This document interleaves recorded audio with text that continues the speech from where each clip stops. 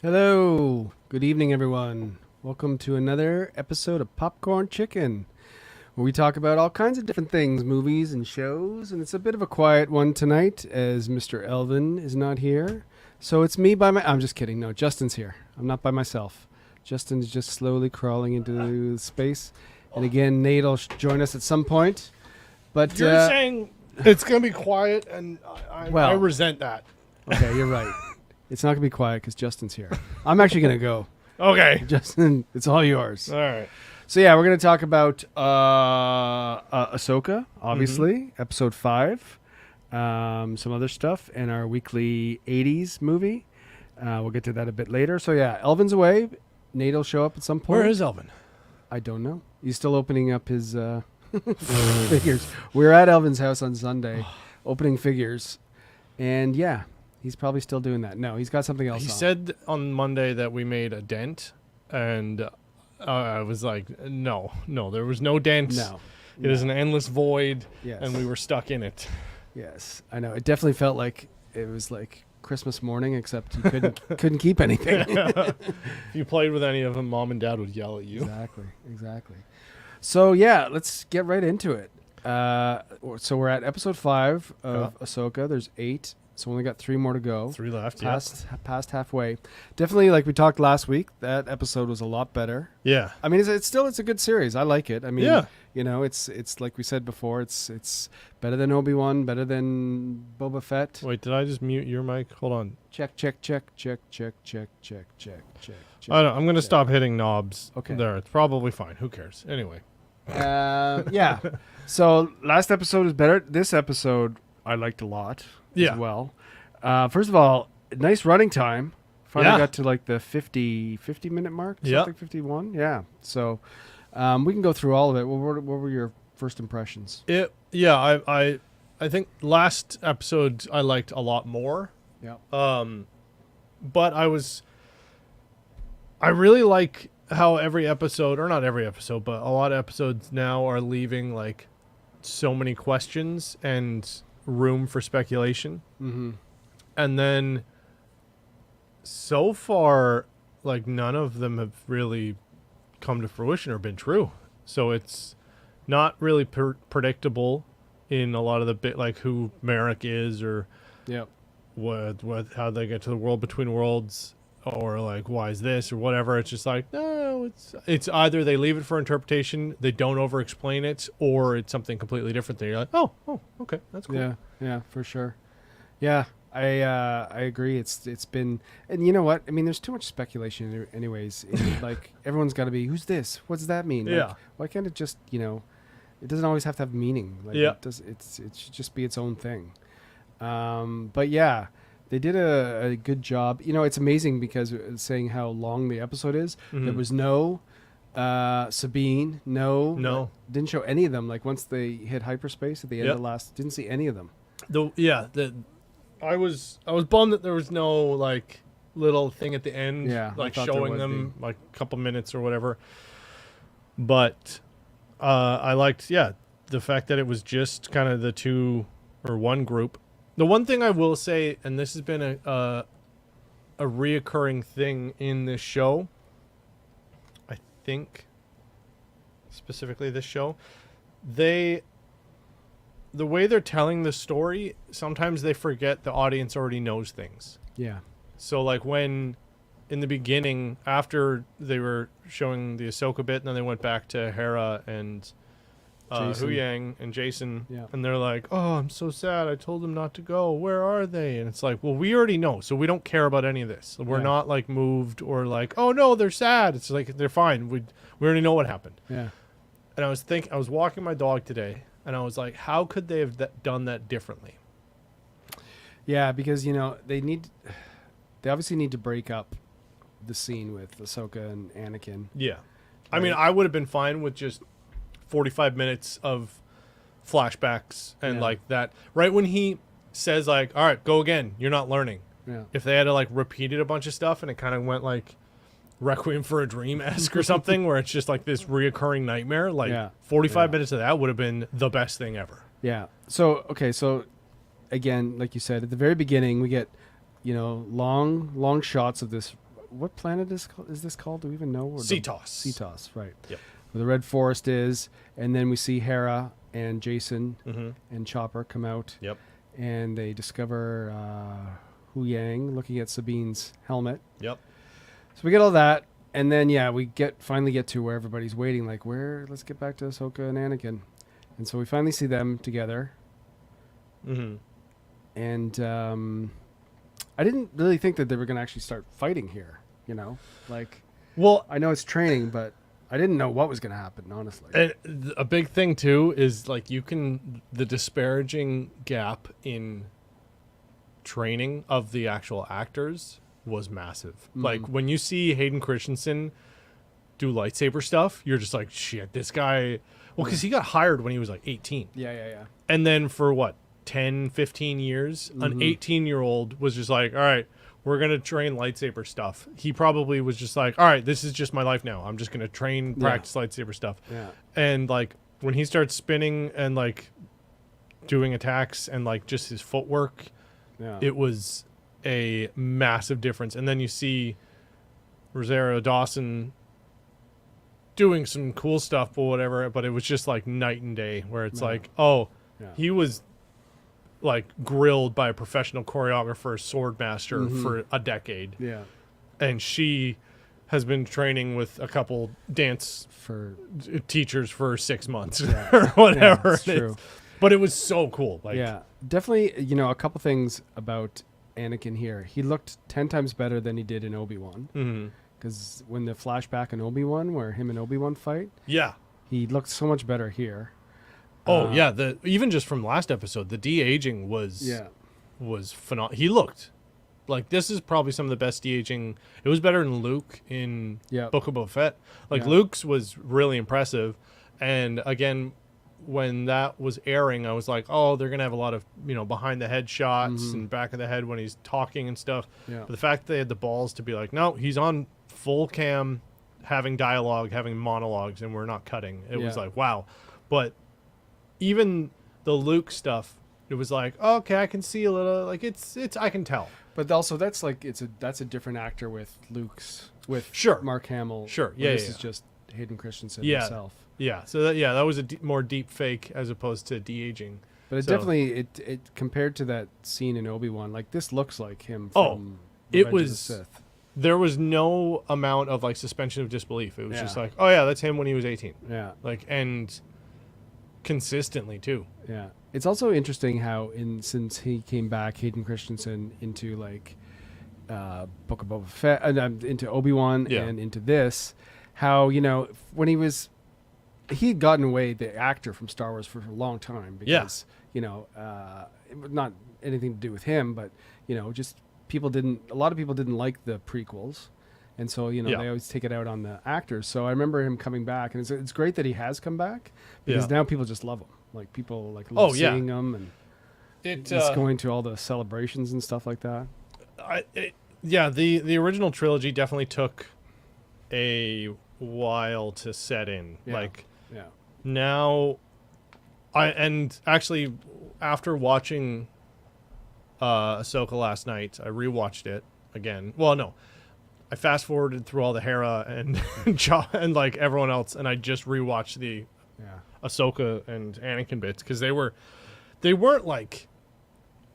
just heavy. They were like emotional, like impactful. Like just when they were talking, it was like there's so much gravity in these discussions, and I also love the fact that they didn't explain like, oh, I've been here because I jumped through this portal or whatever. And also they're not even like saying, oh, this is the world between worlds. They're just like, you're in purgatory or you're in some ethereal plane. And they don't even say that. They're just like, you're in a place. So like, it almost is like, is the world between worlds the kind of baseline purgatory or in between or whatever? And for example, like the cave on Dagobah that Luke went through or the cave that Rey went through and all those things, are those certain aspects of that same place?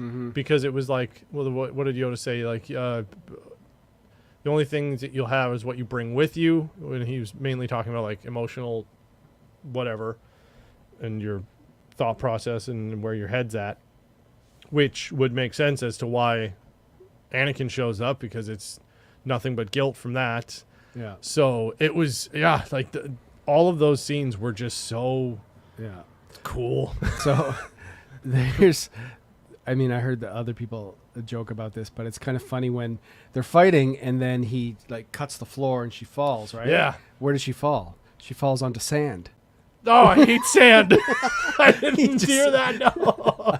So he basically sends her to like his hell. So the first scene they go to is Ryloth, which is the home of Twi'leks, and so it was the siege in Ryloth, and then the second one was Mandalore. And there's so many little Easter. Like, first off, we get live action Rex.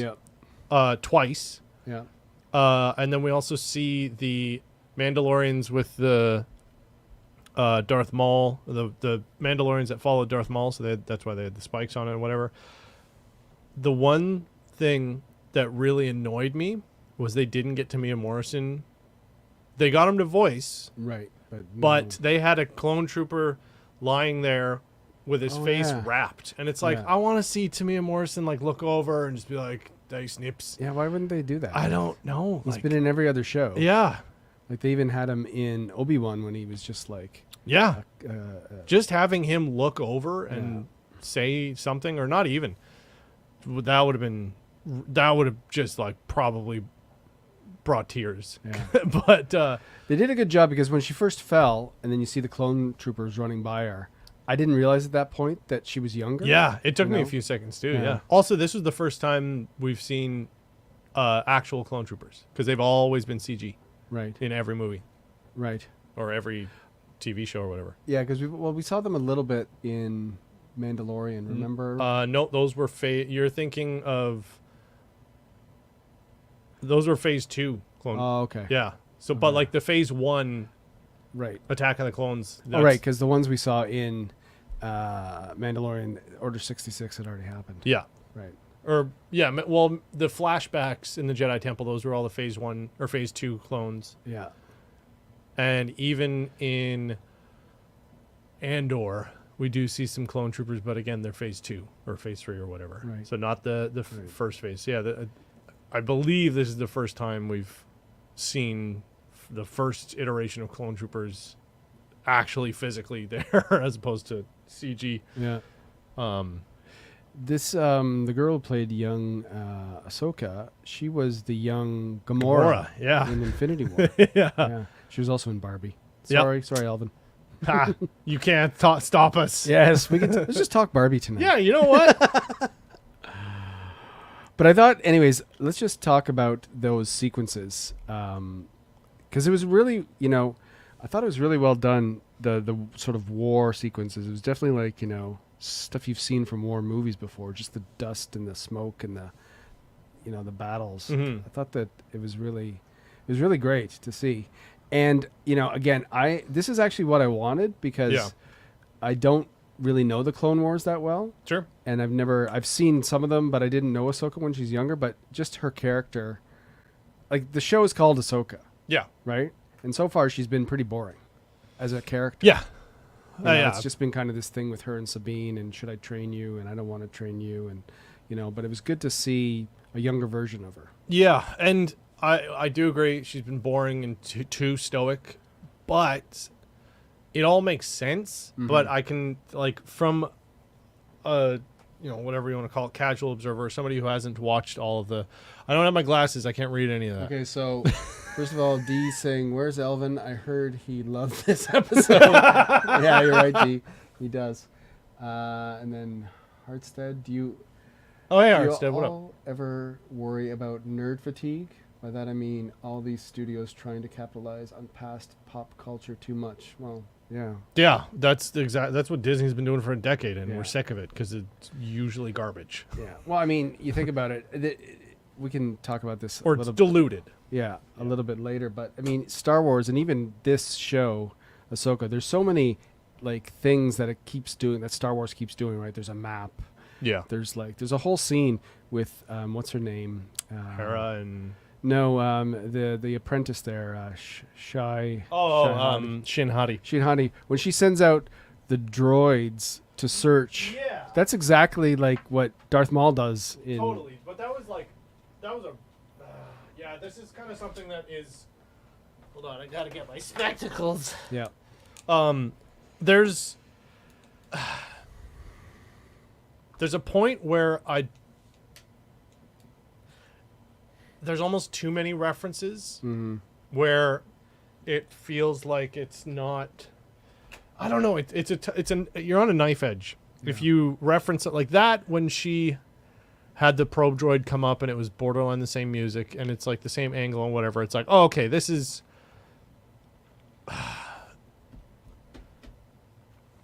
It feels like it's trying to do nostalgia. Yeah. A lot of the time. Yeah. Sometimes, like when they do live action versions of something they did in animation, then it's just like, oh, neat. Okay, cool. Yeah, like they did in this episode. Yeah, it's like more of an art piece, but like when it was live action referencing live action, you're just like, I've seen this before. Yeah. I don't. Okay. Yeah. Do something different. Yeah. Like, sure, the Darth Maul scene was cool, but it wasn't like a earth-shatteringly, oh, wow, he had a probe droid. It's just like, I've seen this shot before. Yeah. You're just doing a shot-for-shot remake. Yeah. Or not even. So yeah, I mean, nerd fatigue is like, well, it's a way of life right now. Yeah. Everything is like that. Yeah, because we're the cool guys now. Yeah, exactly. We rule the world. Yeah. Anyways, but so let's talk about their sort of conversations in these sort of. Now, what would you call these? Are these flashbacks? They're not flashbacks. They're no. Because they're aware. Yes. Yeah. But also she was like, I thought the ethereal plane scenes were done perfectly. Yeah. They weren't over-explained or explained at all. And it didn't steer in either direction too much. It was like, is this a flashback? Well, Anakin seems to be cognizant of the fact that this is a vision or that this isn't real, but also is playing the part of, what he was doing in the Clone Wars. Also, the costume design, seeing that, like, it's just there were so many little things. Because you see Anakin, you see him in like his original Clone Wars. Yeah, like from the animation, right? And even they got his hair shorter. Yep. Yeah. And then the 2 or 3 different headdresses that Ahsoka had was cool to see that. Oh, hey, Cowabunga, dude, what up? And yeah, like visually, it was perfect. And I think this type of thing is where the volume is perfect for. Right. Yes. But when it comes to the fight scenes, there was a lot of people talking about like the fight scene in the forest when they first get out of the ship and Sabine pulls out her guns. Yeah. So anyway, I start blasting. Yeah. Where it was very one-dimensional or two-dimensional or whatever, and they were comparing it to the forest fight scene in Rise of Skywalker, where there's dimension and they're jumping through trees and stuff and knocking shit down, and it's cool. Yeah. But the beginning of it was like, oh yeah, this is what the volume feels like. But in that dream sequence or whatever, and I'm sure probably to shoot all of that was great for them because then they could see all the explosions and stuff. And all of the sparks from when they were deflecting blasters, it looked like it was actually... The special effects was awesome in this. Yeah. But the conversations were really cool. Like, this is the Clone Wars. And he's like, yeah. And I thought it was really well done because instead of just like where they've done in other movies or other series where it is just somebody like looking in, it's almost it is almost like when you're having a dream and you realize it's a dream. Yeah. It was kind of like a out of body experience type thing. And her coming to realization what it was really like. Yeah, or what it was about and stuff. Because when you're in the moment and it's actually happening, you're just fighting and trying to survive. Where here it's like you actually can step outside and kind of reflect on what it is. Yeah, and also like we again still don't know if that was Anakin as a Force ghost, or if that was just in her head, or if that's real Anakin from a different time. And I love that we'll probably never know. And it was just like, here's a learning tool that now she... And this, they kind of got to the point where she becomes Ahsoka the White and is not a brooding ball of anger and disappointment and guilt.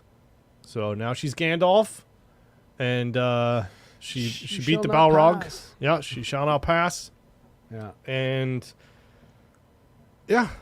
again, though, every time Hera and people were on screen, I was like, I don't care. Just get to the good part. It happens in most Star Wars, like even Phantom Menace, right? It's like Darth Maul, like that battle. I remember in the theater watching the battle, going, oh, and then of course in that scene, there's 3 different battles going on. Yeah, there's the guns. Actually, there's 4, because when you think about it, space. There's the lightsaber battle. There's Anakin in space. There's the Gungans, but then there's also Natalie Portman and her group running around. Yeah. So I'm like, oh my god, let's get back to the lightsaber battle. After I watched Ahsoka twice last night, or 1.5 times, or whatever, I essentially did the same thing and watched all of the prequels.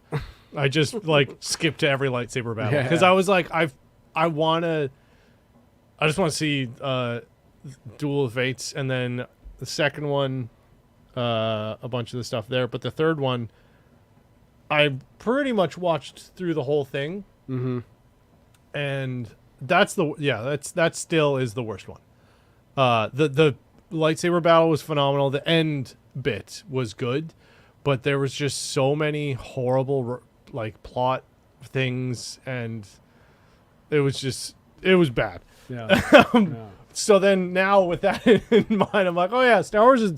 I mean, it's just like campy space opera with space wizards. So I don't know why everyone is so up in arms about like, oh, this doesn't make sense. It's like, it's never made sense. No, it hasn't. It's funny though, when you said, skipping stuff, it's actually how my kids would only watch Star Wars. Oh God.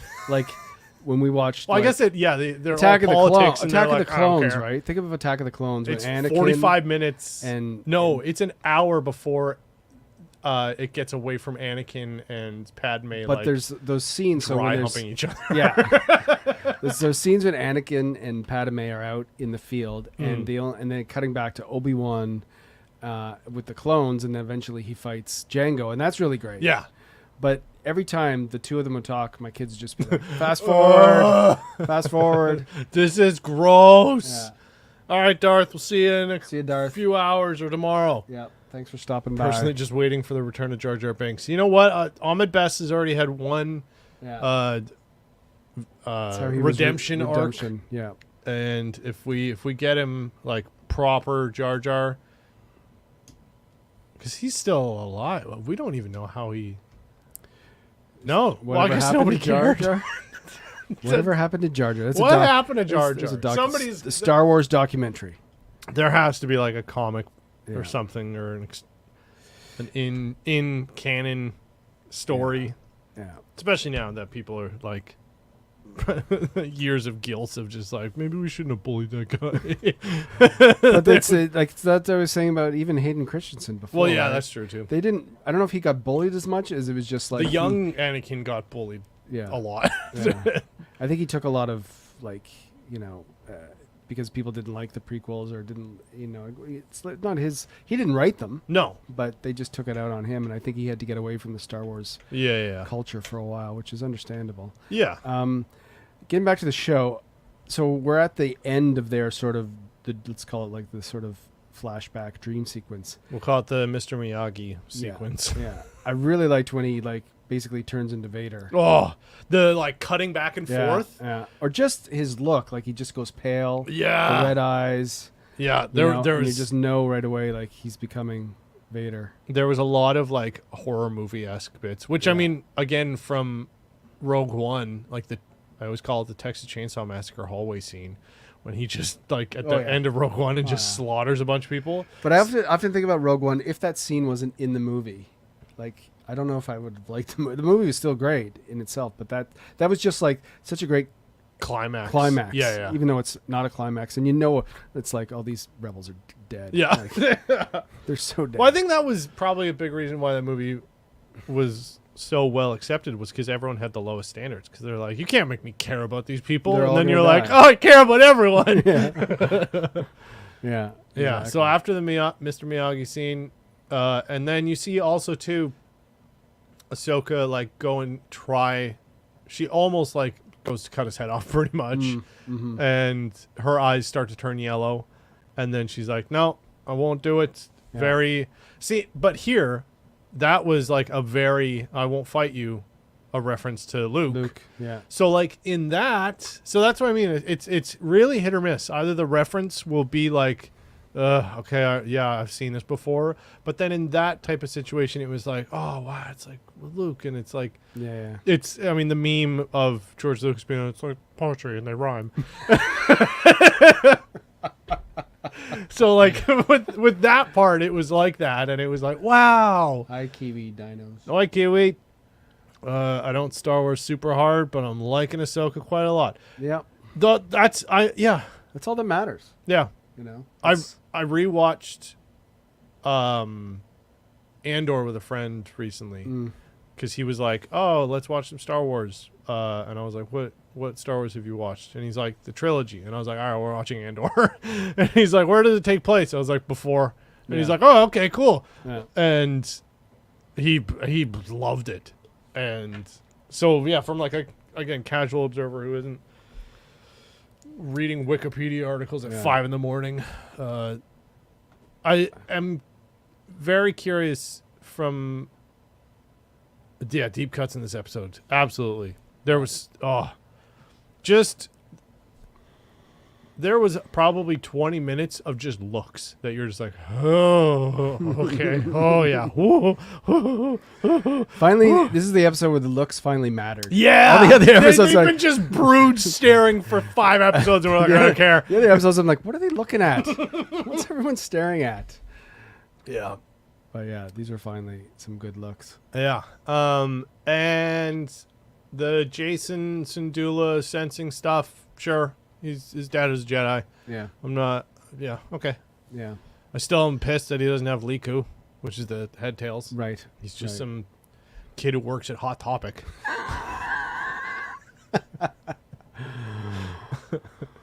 So whatever. And Carson. Yeah. Keeps like it. It did feel like, I hate to call it a filler, but I just think it's like, okay, what are we cutting away to? Oh.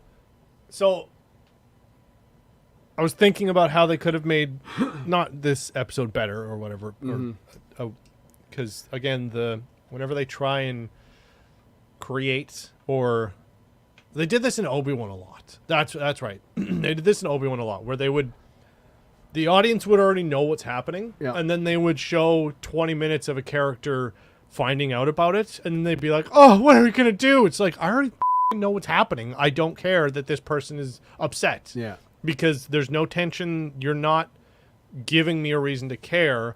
If they maybe were like, oh, I think something else is happening, so I'm going to go do this, and you're sitting there going, no, don't do that. This is how they're over here or whatever. Then, there's some tension. You're watching a story unfold. Mm-hmm. But all this is doing is telling you something, and then they go, hey, watch us tell this other person the same thing that you already know. And it's like, okay. So I think they should have made the last 2 episodes 1 episode. Right. And then, I think this whole episode should have been the World Between Worlds stuff. Yeah. And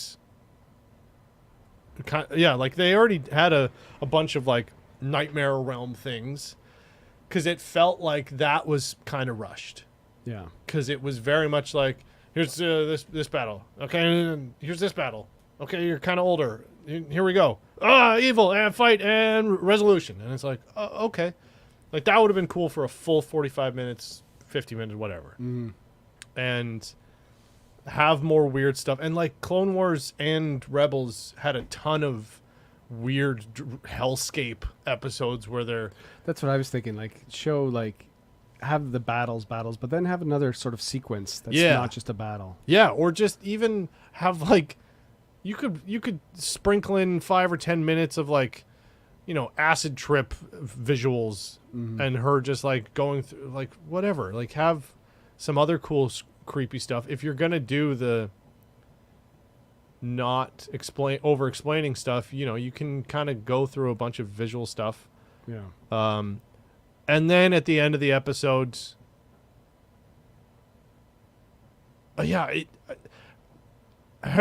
them looking for her and coming to terms with or trying to figure out what happened, nobody cared about. Yeah. So like I don't understand. Like they already know where she's gone to. Like, yeah, there's a lot of times in these shows where they find like it's the simplest sort of solution, but they just drag it out. Yeah. Like they came here with the sole purpose of tracking down the person who went to a different universe because they have a map. And they're like, where could they be? I don't know. Maybe the place that they've been trying to get to. Yeah. Is she dead? No, I found her helmet. Oh no, I wonder what that means. Yeah. She didn't have her hat, okay? She'll get a cold in the other place. Okay, so I don't know a lot about space whales. Okay. They're kind of new. Do they have hyperdrives like up their asses or something? So, the Purgle are how the Star Wars people figured out how hyperspace works. Okay. So, their migratory patterns are the hyperspace lanes that people use in Star Wars. Okay. And in the early days, they would get these people called, I think this is canon, they were actually called Skywalkers. Okay. They were Force-sensitive people who could help guide through these hyperspace lanes. So they would need a navigator. Now, they just have all the maps and lanes mapped out, and then computers go, okay, you go down this lane, there's a planet there, don't stop there. So that's what the Purgle are. So yeah, just that's their migratory patterns. Right. And so, yeah, then they become Pinocchio, and now Hu Yang's gonna be a real boy. David Tennant's gonna come out the other side. We're getting the Doctor in Star Wars. It's canon now. That'd be hilarious. So yeah, they jumped into a whale, and do they have hyperdrives? Well, and when was this like? Okay, so was this Rebels? Okay, Yeah. Explained in Rebels. This was started in Rebels, as far as I know. They might have like in some comics or whatever mentioned them. Because I had no idea, and I'm like, what? Like, well, so Ezra talked to the whales, and that's how he defeated Tron. He jumped into his ship and then had all the whales come in and wrap their bits around him, and then they jumped into a new universe, and that's how they got rid of Thrawn. See, I'm just whipping through the last sort of 20 minutes here, and I'm like, I don't remember what these people were talking about. Oh, yeah, and then they're this part was stupid. They're like, oh, you gotta come back because we didn't... You don't have approval. You don't have your hall pass. Yeah. You can't come to this planet and fight the bad guys, even though you told us that the bad guys are here. So we're going to make you not a general anymore. Oh, also, we need the person that we're pissed at to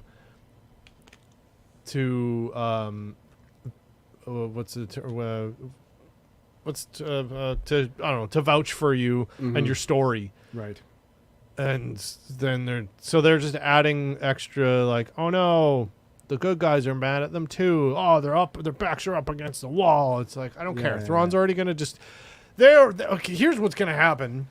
They just have that so that when Thrawn shows up again, he blows up some people. And then they go, oh no, you were right the whole time. We should have listened to you. Woe is me. But if they totally have a character that's exactly like that, that'd be awesome. What was me? They just put them there to give them something to blow up and to add tension, I think. Right. Again, 3 episodes left, and see, I don't I've said this over the last few weeks. I don't know Thrawn that well. I just know that he is the master tactician. Yeah. So it's disappointing that there's only going to be 3 more episodes, unless there's a season 2. I don't know. I mean, there could be, but I would have liked. I think they should just call it Rebels season 5 at that point. Yeah. It's like just. Yeah. Well, also, what's coming out next? Because Skeleton Crew was supposed to come out right after this. That's delayed. Then it was supposed to be jumping to MCU. Loki. Well, no, it was supposed to come out November. Oh, really? Yeah, like Skeleton Crew was supposed to be November. That got delayed. Mm-hmm. And then there was also Acolytes? Yeah, Acolytes was supposed to be right after that in like January, February, or something like that. Yeah. We're not going to see anything. No, they're all delayed till like 2025 now. Yeah. After Loki, I don't think they're going to have any series. I don't know why people should pay Disney money. Yeah, it's true. This is fine. This is good. Yeah. Is it? Yeah. How much is it now? 50? They just upped their prices too, didn't they? Yeah, I think so. I don't even know. There's no point. No. Don't give Disney money. But it's funny because if you want to buy these, then you can do that. Yeah. It's okay. You get, people got Disney because of the whole library, but like how often now they're axing stuff. Yeah. And how often I think we went through like a lot of, when we first got it, it was great. Let's watch Pixar. Let's watch. And now it's like, do we really want to go back to that again? I think I've exhausted everything that's on there because like I've watched all the Wes Anderson movies. Those are on there. Yeah. And obviously Star Wars and Marvel stuff and X-Men and all that. And now they got to keep watching because that's where Only Murders. Oh, Only Murders. Yep. That's there too. So well, that ends. In a month or 2 probably. So yeah, exactly. Yep. So what do you give it? I was just gonna actually look up what we did last week. Let me just quickly look what our marks were for. I think I gave it an 8.5 or a 9 last week. We were up last week for sure. Yeah, even Elvin. Yes, even Elvin. Yep. Okay, here it is. Oh, they got you back on the $2 deal. I think that's only in America, which sucks. The mouse doesn't care about the Canucks. Yeah. Because I'd do it for $2. Who cares? Yeah. And then I'd forget and get an email being like, "Oh, thanks for giving Disney $800 because we upped our prices a year later." And I'd be like, "God damn it, whatever." Okay, so last week you gave 9.5. 9.5, yeah. Nate and I were both 8.5. Elvin was 7. So, yeah, I'm sure he's going to give it even a lower score this time. Yeah. I'm going to go probably the same as last week. I'm trying to think if I think I still liked last week's better. Yeah. I agree. I definitely liked the whole Anakin flashback scenes. That stuff was great. But the rest of the episode, like you said, listen to the ocean. You can hear the lightsabers. Yeah. That was kind of cool. Like, that was interesting. Yeah. From a sound perspective. Right. Having the waves crashing, and that was a cool effect that I could have enjoyed on a YouTube video. Yeah. But as a 30-second plot point, I was like, okay, I don't care. Show me the cool stuff again. Yeah, exactly. So what do you give it? If I gave last week a 9.5, I'm going to give this an 8. 8. Okay. With a caveat being like, the Ahsoka and Anakin stuff was some of the best Star Wars content I've seen. Yeah. That was really, really well done. Did not care about the other 25% of the episode. Yeah. At all. Yeah. But I think it's second best episode, my second favorite episode. Yeah. For those parts. Yeah, for sure. So we got 3 episodes left. Yeah. Thrawn's got to be in the next episode. If they show Carson or Republic bureaucratic stuff, I'm going to punch myself in right in the Republic. Right in the Sith. Right in the Sith. Yeah. Yeah, I'm kind of tired of that too. They need to bring, we need to see where they've gone now. See new universe. I really feel like we're going to see Ezra like the last shot of the last episode or something like that. I don't think we're going to see much of him. But I don't know. Definitely want to see Thrawn and see what happens where they've gone for sure. Yeah. Or do we think that they're gonna get there? They went the wrong way. Well, that too. They don't really know where they're going. Yeah. Which was kind of a fun like adventure sentiment where it's just like, well, we don't even know where we're going, and she's like, oh, it's better than being here. It's like, yeah, okay, that's fair. Yeah. So she's more uppity and more up for adventure, which is cool. But yeah, like, are they gonna just like plot wise, are they just gonna magically show up in the right place? Maybe because she talked to a whale and the whale knows, and I don't know. Or is it going to be an episode of them being lost and trying to figure something out, and then somebody's going to get a vision, be like, oh, I know where they are, and then they're going to jump again. Mm-hmm. And then is it going to be the last episode? 3 episodes there's a lot to happen in 3 episodes. Yeah, for sure. Final scene of the season will be them combining desert and combing the desert and running into Lane Star and Princess Vespa. Lone Star. Oh, Lone Star. Yeah, from Spaceballs. Yeah. With the giant space cone. We ain't found shit. We ain't found shit. Yeah. It's a great movie. Oh, yeah. Spaceballs is the best Star Wars movie. I like the Family Guy versions, though. Of those are really good. Those were like all of the jokes that we all made. Yeah. And then they're like, we actually pay writers. Here's some more. And it's like, all right, yep.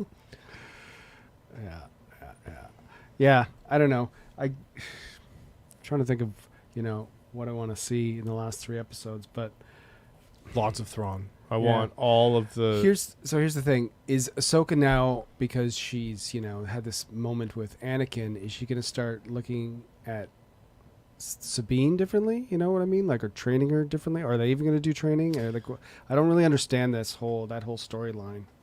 Yes, they are still... Filoni's still doing the crossover movie thing. So, like, the Avengers Endgame kind of thing, a culmination. Yeah, that's what all these... Basically, I think that's what all these series are leading up to. Yeah. Mando, Boba, and Ahsoka. Who knows when, but they'll all come together in some movie. Yep. But what was the question? Ahsoka and Sabine. Oh, right. I think she'll stop being such an asshole to her. Yeah. And, like, I think that she'll now just be like, all right, let's find a way that works for you. I think she'll be easier to compromise. Mm-hmm. It's probably going to be an actual good teacher. Yeah. So that might be cool. Maybe we'll get a Gear Up training montage. To get some like 80s synth pop going on. That'd be dope. I need a montage. They should like have them fight. Ahsoka versus Sabine. Yeah. I still think to the death. That would be a twist. Yeah. Well, she turns to the dark side. That's true. Yeah, I still like Sabine more as a Mandalorian. Oh, totally. I don't understand why she needs to. I really, again, I hope she doesn't move that cup in the end. Oh yeah, I can see us coming back to that last shot of her. That's shake or something. Get it? It's a callback. Yeah. Yep. Cool. All right. Hopefully that cup wins. Yeah. All right. So that's 3 episodes left. We'll see what happens. I'm sure next week. Join us next week for sure, because Elvin will be back and Nate too, and they can tell us all of what their thoughts are on episode 5. Yep. Let's talk a bit about. We won't get to the 80s movie yet. What have you been playing, Justin? I've been playing Baldur's Gate 3. All right. Yeah. And it's amazing. And tell me what it is. I don't even know what. That is. Did you watch the D&D movie? Yes. It's that. Oh, okay. It's D&D. Okay. So Baldur's Gate is in the Dungeons and Dragons universe. Right. There's been 3 of them. There's also been Neverwinter Nights. There's been Deity Original Sin or something. There's been a bunch of Dungeons and Dragons games, video games. And so this is all in that universe. Right. But main thing is it's a role-playing game, RPG, top-down, tactical, turn-based RPG, and it is it is destroying what a lot of developers the norm is. The norm is a big conglomerate company owned by some hedge fund and like an oil baron are like, pump out this game, and they're like, well, it's not done yet. They're like, I don't care, it's Tuesday, put it out. And then they go, everyone online says it sucks, and they're like, I don't give a shit, I made $1 billion, make another one. Yeah. But these guys are an independent company and have bought loads of money from the successful games that they've made. So what they did is they had it in beta for 3 years. And do you know like Mass Effect? I've heard of it, but I don't know. But so there's like huge dialogue options, and you go into this world and you can do whatever you can. There's so many choices, it's ridiculous, and they have huge impacts on, like, I've been talking to a couple people who've been playing it or like watching other people's streams, and there's so many times where it's just like, oh, you killed that guy? You're starting a war with this faction. It's like, I am their best friend and saved the whole thing, and like and I'm now doing this over there because that village is, well, you've never heard of that village? Like there's just so many.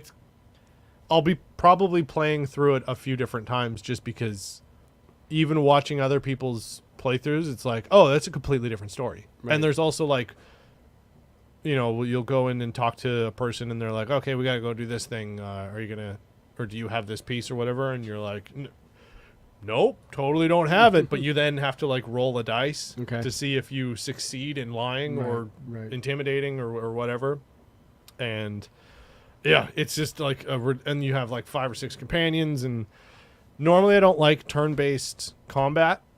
There was a game series, actually started in like the early 90s called XCOM, where it was like a turn-based squad alien hunting shooting game or whatever. And the combat was really fast-paced, and it's like, oh, if you mess up something, your whole squad dies pretty much. So it's very much like you're save scumming and just like F5, quick save, and quick load if you mess up and going through that. It's very reminiscent of that, and the combat is surprisingly fast-paced for something that's turn-based, which is usually something that slows things down. But yeah, it's really fun. Been playing that a bunch, streamed it a bunch of times on AGR. And yeah. Nice. What about watching? What have you been watching? I've been watching Star Wars. Mm-hmm. And I don't think I've been really I've been trying. Like, again, just like going through Disney when I'm like, all right, I'm going to eat dinner now. Yeah. What was I watched... I'm still waiting for more. How many episodes of Only Murders in the Building are on? What are we at? 7? 7? Out of... there's a lot. Oh, yeah. Is there 10? There might be 10. Let me look. Yeah, it actually dropped last night. I didn't see the newest one. We usually watch it. Well, it's a problem because it's the same night as Ahsoka. Yeah, episode 7. So, and I think there's 10. Did Meryl Streep do it? I don't know yet. At the end of every episode, you're like, it's her. It's him. It's her. It's him. But that's the way they do it. Yeah, that show is a really good example of leaving tension and respecting the audience. Yeah, every season's been 10. Yeah. So we're at episode 7. So you got like three more weeks. 3 more weeks. Then you can binge watch it all. And then get rid of Disney. Yeah. No more. Yeah, not much. Just Star Wars stuff, and Do you watch music docs? Yeah. Okay. Have you ever seen... Now, this isn't a movie. I've seen lots of music docs. There's a lot of great ones. Have you ever seen Heavy Metal Parking Lot? Hell yeah. That's a great It's movie. so good. Oh, man. If you want to see a great documentary, watch Heavy Metal Parking Lot. I can't even really explain this movie. Basically, must be... I haven't seen it in a long time, so it's like in the 80s, and I think it's before a Judas Priest concert. Yeah. And it's basically just all these fans waiting to go to see the show. And it's like it's almost like a reality TV show before reality TV shows. Yeah. It's... I gotta rewatch. I haven't seen that. Is it on anything? I don't actually... I don't even know. You might be able to see if you go to YouTube. You can watch the trailer and you can see. You can probably watch the whole thing. Oh, probably. But when you see it, you're going to be like, "This looks like garbage" because it's handheld and it's 80s VHS. Have you seen the story of Anvil? Oh yeah, Anvil, the story of Anvil. Yeah. It's very similar to that. Yeah, that's true. Yeah. No, this other. Have you ever seen Sonic Highways? Yeah. Yeah, I love that series. So good. Yeah, it's if you don't know what that is, it's Dave Grohl. Grohl, Foo Fighters, 7 or 8 part series. I think it was originally on HBO. I just recently I watched it years ago, but I recently wanted to rewatch it. So basically, it is their band and travels around America. Each episode takes place in a different city. There's Chicago, Washington, Seattle, L.A., New York, New Orleans, and Nashville. Yeah, I think so. 7. Maybe one in there I'm missing. But anyways, each episode is a city. They go, the band. What's really neat is they go and they visit old studios. Yeah. Like, because nobody uses studios anymore. Yeah. But there's these amazing studios that, like, these amazing records, like, have been recorded in. Yeah, they go through, like, the history of the music scene in the city and then all the bands and stuff that have recorded at this recording studio. Yeah. And just talk to like a lot of the engineers and producers that have worked through there through the years and the stories that they have, and then they record a song there and record a music video. Well, they write a whole each episode they write like a whole song about their experience and stuff. And it's in explore, Chicago they explore blues, and Nashville they explore country music, but talk to all the locals. Anyways, it's just really well done. But the funny thing is, I like Foo Fighters a lot. I like a lot of their music. I'd never actually liked any of the songs from that, like the end songs. I just thought the series was really well done, but the actual songs that they write about each ones are just like, they're okay. But it's anyways, it's a really good series. But my favorite music doc is probably from, it's because I was a fan of their band, but it was a band out of America called Wilco, and the doc is called I'm Trying to Break Your Heart. And it's just a typical doc about a band recording an album, but what happens is they have to all this stuff happens. They get dropped by their label. Yeah, they have to kick somebody out of their band, and they do it like. Is it the bass player? No. Oh wow! It's like the secondhand guy, like the singer. Oh yeah. It's just a really well done doc as well. Really like intimate. Basically, like the real kind of docs where it's like the crew's not even there. Yeah, they're just invisible. Yeah. And the band and the people just talk, like candidly. Yeah, exactly. Anyways, but yeah, I tend to watch. I'll just search for music docs. Like Dave Grohl's he did one about vans. Yeah, traveling in vans. Yeah, which is really good. Well, no, that was Henry Rollins. Something that was his book. Never mind. But yeah, he. It's got a name like that as well. I have to look it up. But yeah, he's done a lot of stuff like that. There's a great drummer one on Netflix too. Count Me In. Yeah. I don't know if you've seen that one. Yeah. Except, do you know the problem with that one is? What? There's no Neil Peart in that movie. How can you make a movie about drummers and not have Neil Peart? You failed. Yeah. There was I think it was a Netflix movie about a drummer that is going deaf. Yeah. The Sound of something, I can't remember. Oh, with Sound of Metal? Yes. Yeah. Right. That's not a doc though. No, it's the guy from Rogue One. Yes. Yeah. That's a great movie too. That one, was right. Yeah, right when you said you're describing the Count Me In whatever one, I was like, oh yeah, I forgot about that movie.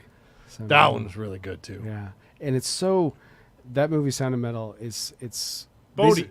Yes, Bodhi. Bodhi from Rogue One, right? From Rogue One. He's a drummer in it, and because he's just listening to loud music, or who knows why, but anyways, he loses his hearing. And speaking of sound, it's so frustrating because you hear what he's hearing, which is just like... Just static and like... Static. And then he goes through the whole surgery, and he didn't realize like how much... He thought I'd be able to hear again. Yeah. But then it's just like a static with a bit of sound. Yeah. So wear your plugs if you go to shows or do anything loud. Yeah, exactly. Alrighty. Shall we talk about Tron? Hell yeah. All right. Did you Speaking of music, do you know who did the music for it? No. Same person who did the music for I don't remember. Who did the music of Tron? Yeah, she was the same composer. I remember. Oh God. Wendy Carlos. Yep. Look up the 3 movies that she did before this. Okay, hang on. I remember hearing about this years ago and being like, wow. And now that I have to bring it up, it just completely left my brain. Composer. And that's what happens. It's when you listen to loud music too much. When you listen to loud music too much. Ready Player One. Okay, Clockwork Orange. Clockwork Orange. The Shining. And The Shining. That's right. Wow. It's interesting, though, that you bring up the music right away. The whole... Okay, so Tron, 1982. Disney movie. Yeah. With Jeff Bridges. It's Jeff Bridges' first movie to use real computer graphics. And also they were disqualified from a Grammy, or not a Grammy. Oscars. An Oscar because they thought, like, here's computers, that's cheating. That's not special effects. Yeah. Think about that, which is hilarious because nowadays everything is computerized. Yeah. So, they weren't allowed to even be nominated for an Oscar for visual effects because it was computers. Yeah. That's crazy. I don't know who directed it. Anyways, a guy who didn't. He hasn't really done much. No. No. He did.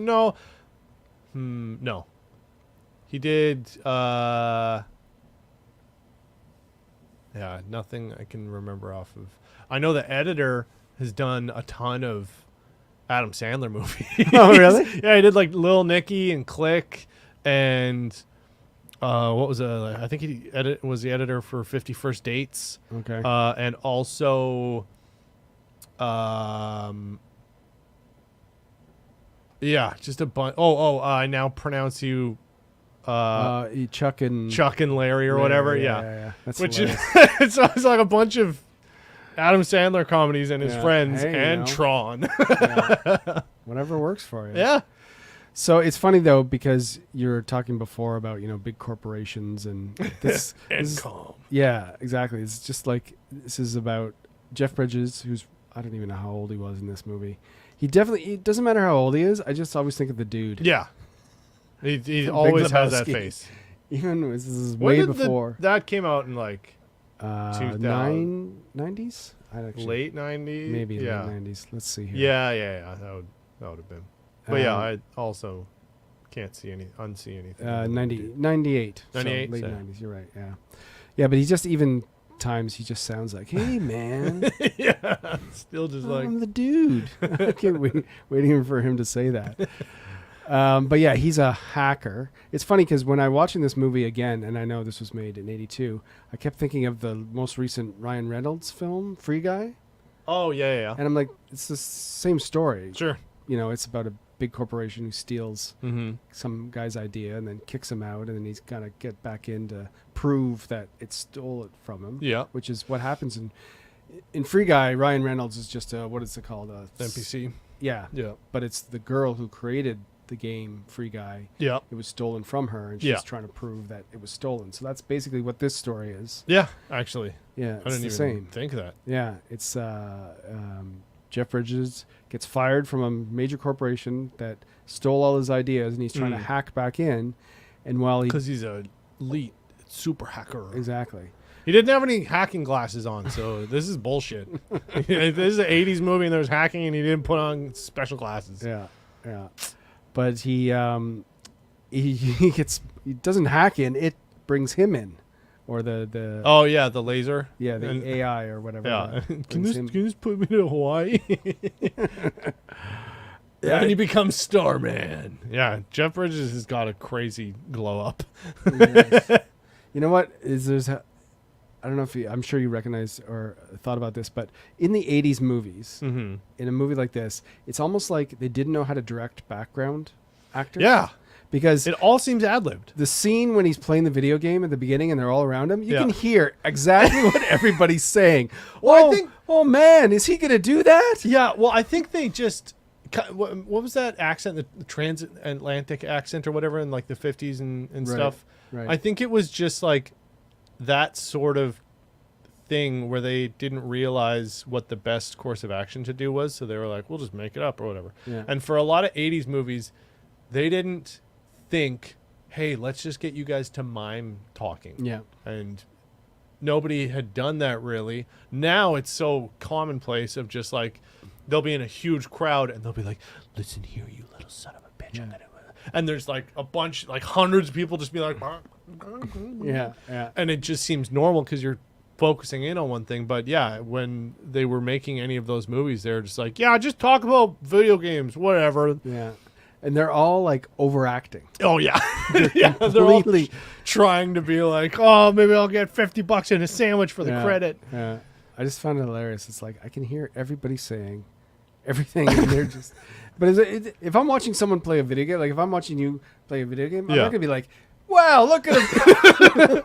He almost made what? And also talking in the third person, like describing something that someone's doing 5 feet away from them loudly to your friend.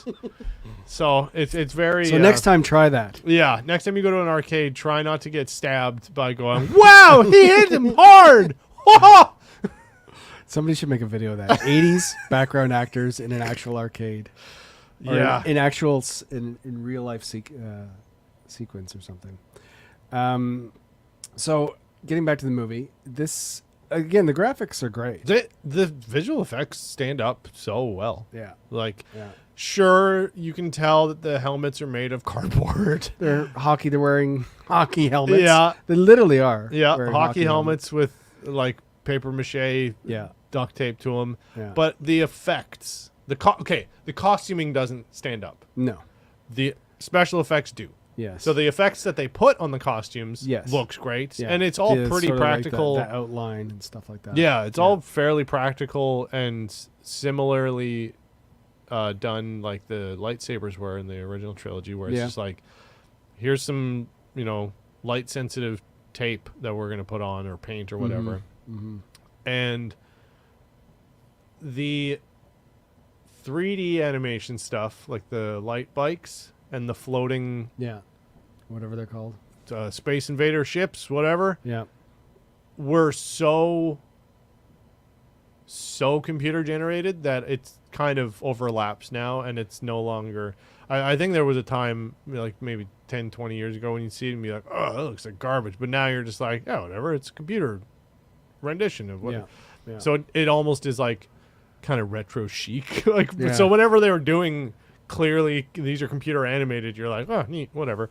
They couldn't. I read that they couldn't have real people with the animation, like in the same shots. They had to have it separately. Yeah, well, they didn't they do like projection mapping stuff? Because there was a bunch of scenes where they were on bikes, and there was trying to remember. Oh no, it was just more. Yeah, okay, yeah, because they couldn't like do rotoscoping because there's no plates. Yeah, so they couldn't have actually. Here's a crazy trivia. The state-of-the-art computer used for the film's key special effects had only 2 megabits of memory and 330 megabits of storage. Wow. That's it. My toenail watch has more. my bottle of water. Yeah. This has got more RAM than the whole movie. It's hilarious. Oh, yeah. Your watch is a supercomputer compared to it. For sure.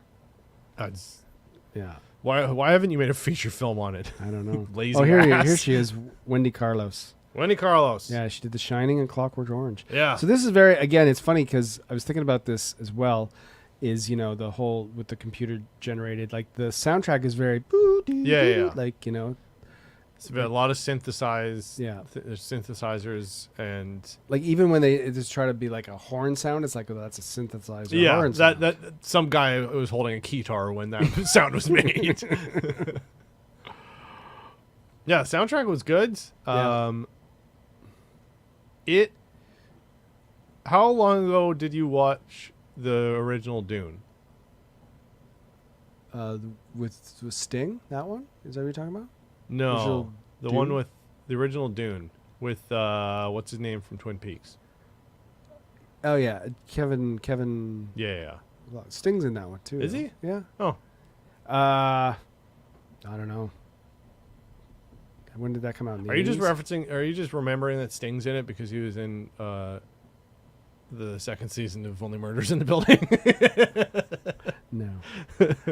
I don't know. It's been a while since I've watched that Dune. Because it felt like the dialogue in that was very like trying to do. I think it came out before Tron. Right. There were so many times where I was just like, this feels like it's trying to do a Dune, but techno version. Right. Just the pacing almost. 84. 84, so yeah. 2 years after. Tron. Well, then vice versa, I guess. Yeah. We're going to do Desert Tron. I definitely felt like, I was saying before, like, Jeff Bridges, he was very relaxed when he got into the digital world. Yeah, he just shows up and he's like, all right. Okay, I guess this is what we're doing now. I guess I'm here now. Yeah. Ugh. He wasn't like freaking out, like, what is this? Yeah. It's just, No, there was no internal panic. It was just, he just duded it up. Yeah. He was just like, all right, I guess I'll be here now.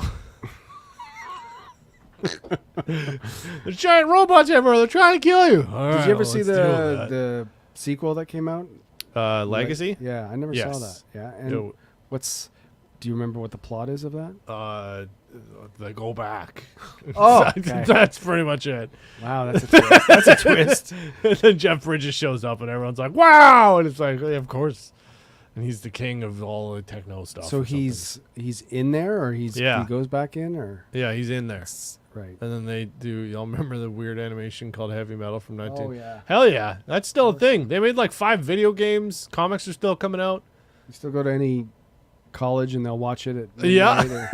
That's when we used to watch it. It was late at night. Yep. We used to watch that. Like getting home from a bar was either Heavy Metal or Apocalypse Now. Oh, those were our. Speaking of documentaries, yeah. When I discovered the documentary about Apocalypse Now, have you ever seen that? Hearts of Darkness? I know that. No.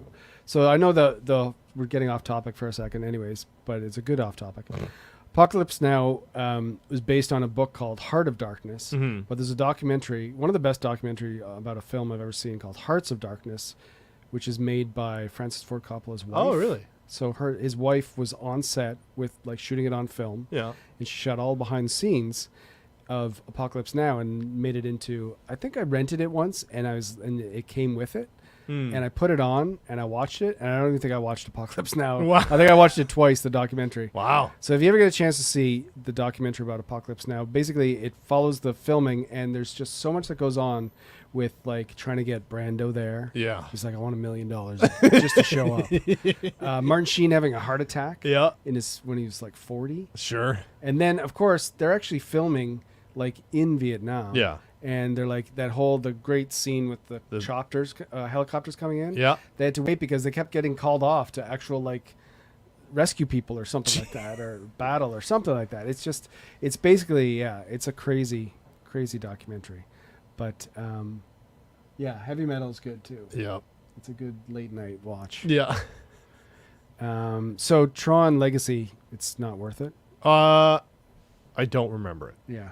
Well, so it's not worth it. I think I've seen it twice. All right, here's the big question for you. Obviously, it's funny. Wasn't there a third one? There was a third one. Really? There was a third one. A third Tron? Yeah. I don't remember. It came out recently, too, I want to say. Like, you would think that Disney would just like... I mean the last decade that one came out. Okay. Tron Legacy was 2010. Tron Heiress. Oh, that's coming in. There's a new one, 2025. Oh. Tron Uprising TV series. Maybe 2012 to 2013. I guess I'm just from the future and I'm talking about the third one. What's the Heiress one? It's not. If it doesn't have Jeff Bridges, I'm not watching it. Who cares? Who cares? Doesn't have the dude. But okay, so here's something interesting. Yeah. That it was an actual flop. Yeah, it was like what? 30 million budget or something like that. Yeah. And then it made like a quarter of that. The film was a commercial failure. Yeah, it was a single-digit million opening. So the commercial film was a failure. The arcade video game based on it proved to be a tremendous hit. The game was pretty good, I remember. I was going to ask you if you had ever played it. They came out with, well, I think there was a Tron Legacy Xbox game too, but the arcade one, right, Oh wait, arcade. Okay. I probably played it. I don't know. Yeah. But obviously, you could it's just all the games from the actual the speeder bikes or the disc golf. That's why disc golf is a thing. Because of Tron. Because Jeff Bridges and who directed it? What was his name? Guy who directed nothing that anybody cared about. Yeah. But he started a league of douche bros playing frisbee golf. That would make it if your company was called Douche Bros Golf. Douche Bros Golf. Disc Golf. Yo, you know what they should they have laser bowling, or they did. Yeah. Where it just like when the lights go on and. Yeah, they turn the lights off, black lights, and it would be just like black light sensitive. They should do that with disc golf. Mm-hmm. They should make Tron like you play it at night, and you've got some light up pathways. You can do it on a golf course, or hell, you could do it. There's regular disc golf places. Why don't they do that at night? That'd be cool. I don't know. And then you can have a guy who is the goalie, and he has a lightsaber. Perfect. So that director did direct Tron Legacy. Was he? Did he direct it, or was he a producer? That's actually a good question. He also did a movie called Hot Pursuit, which looks horrible. Because I think it was. You're right. It wasn't. He didn't direct it. Yeah, I vaguely remember. Joseph Wazowski directed it. Mike Wazowski? Not Mike. Oh, his brother. Mike Wazowski. Kawasinski. Joseph Kawasinski directed Tron Legacy. John Krasinski? Yes. Yeah, that other guy did not do much. No. Yeah. But overall, after he flopped. Yeah. And made. It's definitely become more of a cult hit. Yeah, for sure. And I think because of the non-ambitious. I don't want to say non-ambitious. There's a new Short Circuit movie. So what?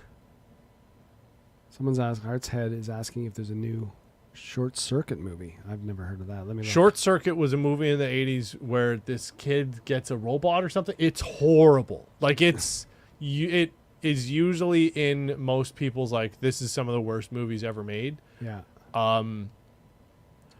Yeah, because the robot looks like some guy I can make it in my garage or my kid made it. Yeah. That's what it looks like.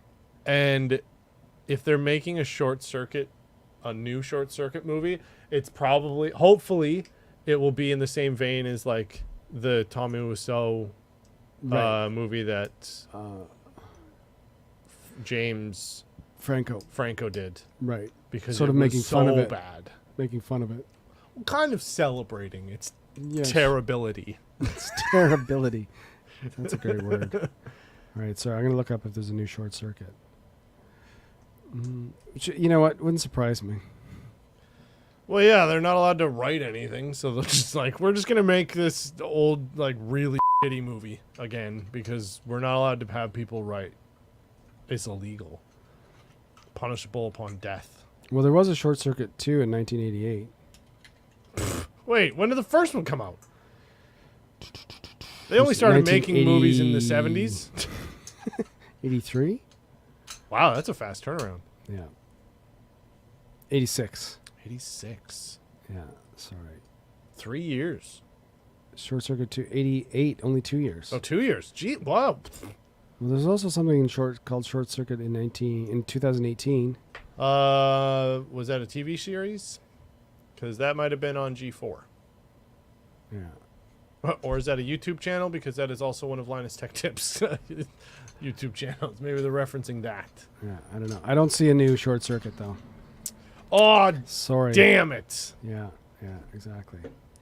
Yeah, that movie sucked. A lot. I don't even really remember it. No, nor should you. You should not. Who's the actor? Who's the guy? I don't know. Fred Savage. No, Fred Savage was in it. I would have watched it. Yeah. He was it was either him or Jonathan Taylor Thomas. Those are the only two kids you were allowed. No, he was in. I remember now. He was in 3 Men and a Baby. That actor. John Lovitz? No, Not Tom Selleck. Hang on. Steve Guttenberg. Steve Guttenberg. From Police Academy. Fisher Stevens. Fisher Stevens. Who's that? I don't know. Okay. All right. Anything else about Tron? I actually enjoyed watching it. I watched it the other night again for the first time in a long time. Yeah. And it's kind of like that nostalgic 80s. It's the sort of the thing I like about the fact that we've been watching 80s movies. Mm-hmm. Brings back that sort of, I don't know. It was, yeah. I remember watching this a bunch with my dad and stuff, and like it was a fun revisit, and wasn't too clunky. Mm-hmm. I remember it being quiet a lot. Yeah. It was a very quiet movie. You're right. For something that was in the 80s and technology, when normally whenever they would do hacking, they would have a montage and have a techno band blaring. Right. And like the light cycle scenes, there's no music. It's just all sound. Just all sound, which is cool. And like it kind of didn't go the normal route of like, oh, I'm a cool hacker man. Yeah, I'm super. I go to bars and do drugs. It was just like you're in the empty void that is a motherboard, and it's like. Remember that movie with Hugh Jackman and John Travolta, and he was a hacker, and he was just like exactly it. He was like going out partying and drinking and sitting at the computer and breaking into things. Was it Angelina Jolie who was in a movie that was just called Hackers? Yeah. And I think it had a Z on the end too. Yeah. And it was the same thing of just like, oh, I've got dreadlocks and cool sunglasses. And it was just that like Yellow Fisher, who's in the Mario Brothers and Hackers. Oh, okay, yeah. Right. What was the guy playing the Indian? Wait, in what? Oh, wait, are we still talking about Short Circuit, you guys?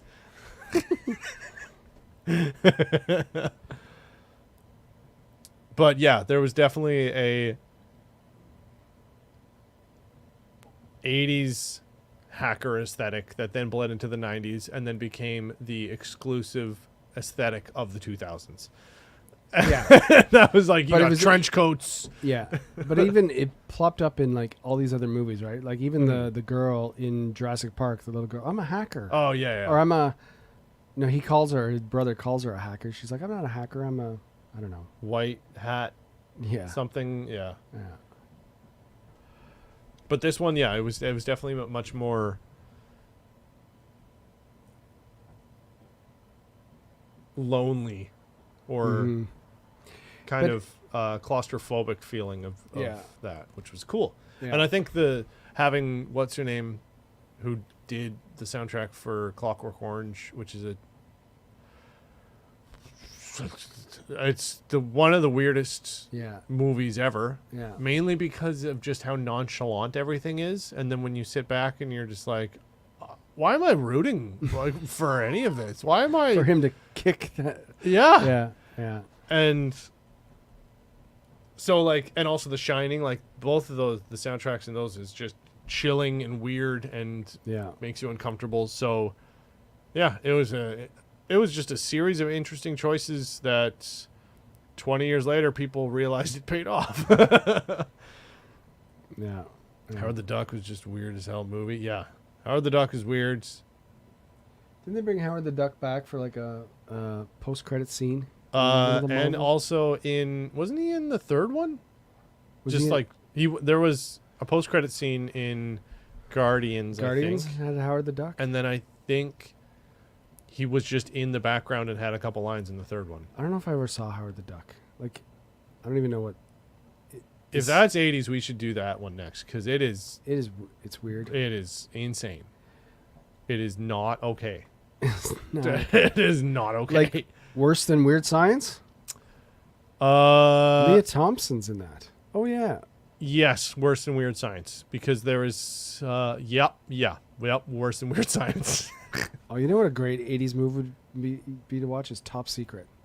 What was Val Kilmer. Oh! We haven't even seen Val Kilmer in anything we've watched, have we? We got to pick a Val Kilmer. What's a good Val Kilmer movie other than Top Secret, which I love Top Secret? Howard the Duck was 86. Yep. Hot Shots. Yep. Hot Shots, yeah. Top Secret. There, I said it. Hot Shots over Top Secret. Really? I don't know. We'll have to. Top Secret. We'll have to put them head to head, I guess. Yeah, that's actually a good idea. Which is, I mean, we've kind of better. We kind of been doing that anyways. Yeah, and it's just becoming out like, oh, we get it, Stallone and. We have realized something though with these '80s movies that if it's a really good movie like Back to the Future or Ghostbusters, our conversations are just like, yeah, it was good. Yeah. Well, this one had some weirdness to it at least. It did. Yeah. It did. But then when we pick like the Steven Seagal, Above the Law, or Stallone Cobra, the conversations can get pretty funny because there are so many weird parts to those movies. Yeah, and just so many weird. I mean, I love that we've been going through a bunch of 80s movies because when you're watching them in the 90s or 80s or when you're younger, the absurdity is just goes over your head. Mm-hmm. And then now that you know how people talk and how life is, you're like, oh, that's why did they do that? Why? What part were they like, yeah, we should have people just screaming nothingness at this person while he's trying to make a sandwich because he's just that kind of guy. It's like, that's not how life is. I don't know if you've seen The Outside. Real Genius is my favorite 80s Val Kilmer movie. Heartstead, you know what? We're going to have to write all these down. Yeah. Yeah, I think Val Kilmer is going to be the next thought piece we do. I completely forgot. Because, well, that was the whole reason why I wanted to do a, what's his name? Ponytail Seagal? Yeah, Steven Seagal, because I was like, oh man, there's so many good, horrible Steven Seagal movies. And then I realized he's been in one in the 80s. Or like... I think that's when it started. It was all 90s like stuff. Yeah. All the rest was 90s. And then... But yeah, Val Kilmer was just... Oh, man. Did you see the documentary about him? No? It's pretty good. I think it's on Amazon, though. But, so you probably have to rent it. Yeah. So, Val Kilmer, Top Secret was his first movie? No. Really? Wow. 1984. Real Genius was 1985. Top Gun, 1986. Yep. Willow. Oh, yeah. 1988. Oh, I forgot he was in that. He was. Yeah. And that was one of our complaints was he wasn't in the TV show. Right. They mentioned him a bunch. And then we got... Did they mention what happened to the character? Hate to bring up Willow. This is the first time we've said Willow this whole episode. That's true. I don't remember. Yeah. Shut up, Cowabunga, dude. We know. We know. I don't remember at all. I think. Oh, right. He was in that cave or whatever. Okay. And he beckoned his daughter, whatever her name, Rose or some. Who cares? Let's all rejoice that Pauly Shore movies ended. I'm sorry, that was mean. No, it's not. They were bad movies. You're not wrong. Pauly Shore movies. Oh, yeah. Those are all the Val Kilmer movies in the 80s because what was it? Corky Ramone for Pauly Shore? Yeah. Was that Pauly Shore? Who cares? Pauly Shore, I don't. Was there a movie called Pauly Shore's Dead? I don't know. Probably. That was a person I never cared about. Yeah. That's like as far as movies or whatever. I'm sure he's fine. Like Steven Seagal, I care about because I have to. People should be aware of Steven Seagal because he's a horrible human being. I'm sure Pauly Shore is just likes to party. So all to him. So remember last week we were talking about what's the best 80s year? Yeah. I think we said it was 85. I think we did because that was. Yeah. However, this article is saying 1980. What came out in 80? Okay. St. Elmo's. Oh no, this is wrong. this list is not correct. This started giving me 1985, 1984. Or it's just saying the 80s? It's saying the 80s, yes. Oh. It's like nothing came out in 1980 other than, I don't know, a couple of records that came out in 80. But as far as, yeah, no, 85 was the best. Yeah. We got the beginning of Steven Seagal. Predator, I think. Yep. Back to the Future. Back to the Future. Wasn't it Terminator as well? Yep. It was a good year. Yeah, like we were like, I wonder which one it is as we then figure it out and decide, okay, it's this one, I guess. All right, what else we got to talk about? I don't know, man. All right. It's tough with just two people here. It is. And not a lot happened. No. Caddyshack was 1980. Okay, 1980 did have one. Yes. Caddyshack's another one that we used to fall back on to just watch all the time. Anything with Bill Murray. Yes. Like, put Groundhog Day on. Yeah. It never stops being funny. Or Leslie Nielsen put on Airplane or Naked Gun or whatever. Airplane, oh yeah. Oh man, I watched Airplane so many times. Yeah. Shirley, there's something we can do. There is. And don't call me Shirley. That never stops being funny. I said that to my son once. He looked at me. What? Dad, surely we don't have to do that. I said, yes, we do. Don't call me Shirley. It's just the antithesis of dad jokes. Yeah. That's all the script was just a bunch of dads drinking Bud Light in a room, writing their jokes down. And then they were like, Leslie Nielsen, can you say all of these? And he's like, no problem. Okay, so here's a countdown of the best years for movie. Okay. Number 15 is 1977. Star Wars. Number 14, 1946. Don't ask me why. The World War. 13, 2001 had Lord of the Rings. Yeah. Okay. Harry Potter, Sorcerer's Stone. That was a good. Mulholland Drive, Royal Tenenbaums. Yeah. Number 12, 1959, because it had Plan 9 from Outer Space. Anyways, I don't know many movies from 1959. 1984 is number 11. It had Nightmare on Elm Street. Yeah. Beverly Hills Cop. Yeah. Amadeus. The Killing Fields. Some good movies. Number 10 is actually last year, 2022. Because Everything Everywhere All at Once, Top Gun Maverick, Avatar Way of Water. I don't know why they... So what you're saying is James Cameron wrote this list? Yes. Yes, he did. Oh, yeah. It's been like, Top Gun came out, and then, also Top Gun. Terminator, or Transformers came out that year. It's a good year for movies. Number 9 is 2012. Because it had Avengers, the original Avengers. Sure, yeah. Argo, Zero Dark 30, Skyfall, Lincoln, Dark Knight Rises. Okay. Really? Yeah, they're really stretching here. In the 8th position is 1982. Okay. E.T. the Extraterrestrial. Sure. Star Trek Wrath of Khan. Sure. Poltergeist, Fast Times at Ridgemont High, Rocky 3, Officer and a Gentleman, Tootsie, Gandhi. Number 7, 1989.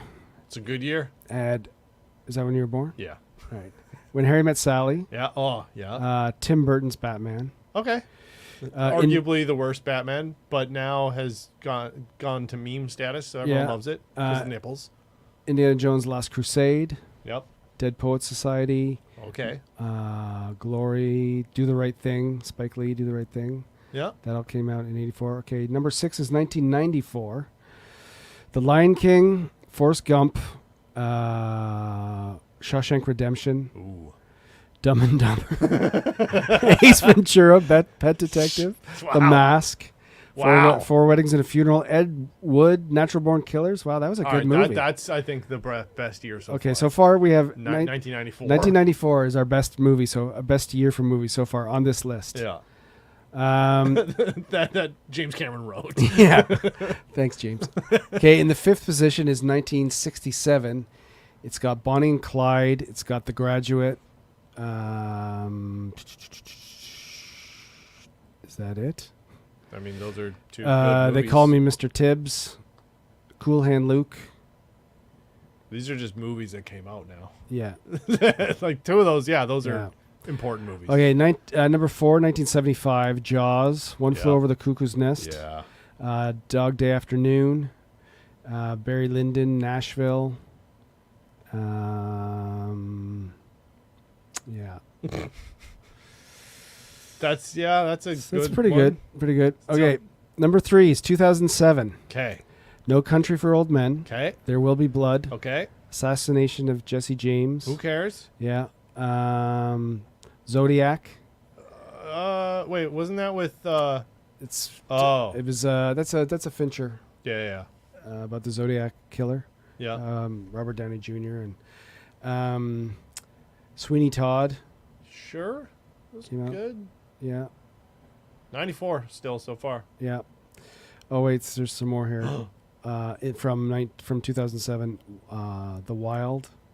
Oh, that's with Reese Witherspoon where she just walks. Atonement, where she just walks. Reese Witherspoon. She walks. She walks around. Juno, that was a good movie. Yeah. Knocked Up, super bad. Okay. It's getting better. Yeah. Ratatouille.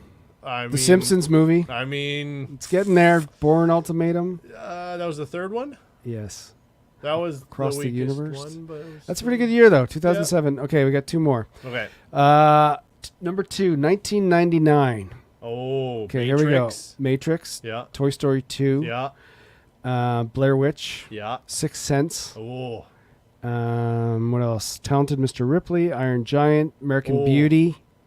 Green Mile. The Insider. Yeah. Office Space. Yeah. Being John Malkovich. That's a pretty good year. Yeah. I can see why that's number 2. Yeah. Okay. And then Nummer eins. Number 1, we got 1939. Wizard of Oz. Okay. Gone with the Wind. Okay. And Mr. Smith Goes to Washington. who? The Matrix Part 3. No, just kidding. Stagecoach. Okay. I don't know. So some Dark Victory. So some film student Yeah. made this for his final project. So if I was going to go back, I'd say 1999. 99 and 94. 94. Yeah. Yeah, those were the big ones. And then Dude, Powder, I watched that in school. I think I had a science teacher who was like, we're going to watch Powder. And that was like Powder.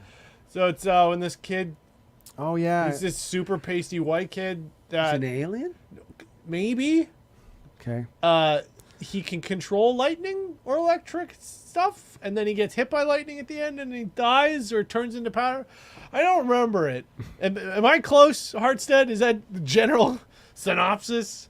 He can either control... Sounds like a movie about cocaine. Yeah, Ezra Miller's in it. And you're pretty close. Yeah, and he's like, it's like Bubble Boy if... Yeah. Oh yeah, Jeff Goldblum's in it. Oh, wow. Powder's the lead singer. Powder is the lead singer of Smashing Pumpkins. Yeah. Yeah, that guy sucks. Oh man. Yeah, that's a pretty good list. Here, I'm gonna put this on the Discord. Yeah, 94 and 99. Yeah, Yeah. right when you said 99, I was like, oh, that's the Matrix and a Toy Story. And then you're like, and then Iron Giants. It was just like, oh man. Here's a question for you, Ooh. if you can remember. There was only a few times I've done 2 movies back to back, like in a theater. Right. Do you remember ever doing that? And if so, what was your favorite? If they're like, like a double matinee. Yeah.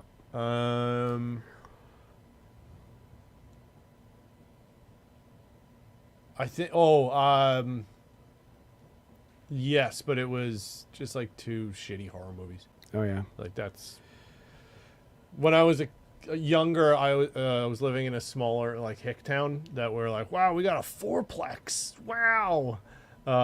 So that they only did that on like very special occasions.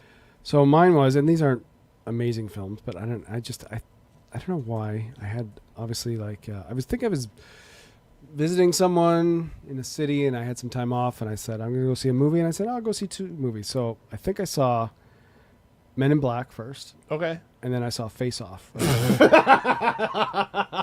Wait, the first Men in Black. First Men in Black, Yeah. and then Face Off.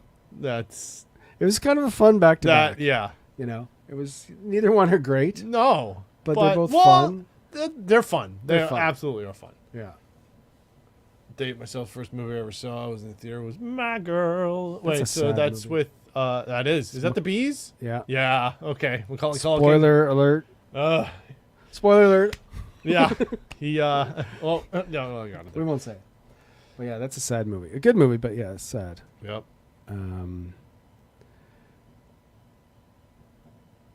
Yeah. Well, I don't think Nathan's showing up. Yeah. So, anyways, let's wrap things up then. Yeah. Next week, Elvin and Nate will be back. We'll do episode 6. I don't know whose turn it is to choose. I think it's Nate's. It might be Nate's. It might be. Oh, wait, what did we do last? Okay, so Whoa. I chose this. You chose last week. You chose Commando. Yeah. Before that was Ghostbusters. So yeah, it's back to it's Nate. Because last one he chose. Do you remember the last one he chose? Never Ending Story. Oh yeah, Never Ending Story. Choose better, Nate. Come on. Yeah. What are you doing? Choose a Val Kilmer movie. Yeah, because it. At least they don't brag that they're not going to end. Thanks, Jim, guys. It was fun. Thanks for talking to me. Of course, Heartset. Be here anytime, Heartset. Thanks for everyone joining in. Please like, subscribe, watch all our other content. Give us ideas about what we should talk about. You know, what was your favorite movie? What year for movies? Or what's the worst? What's the worst movie you ever seen? Yeah.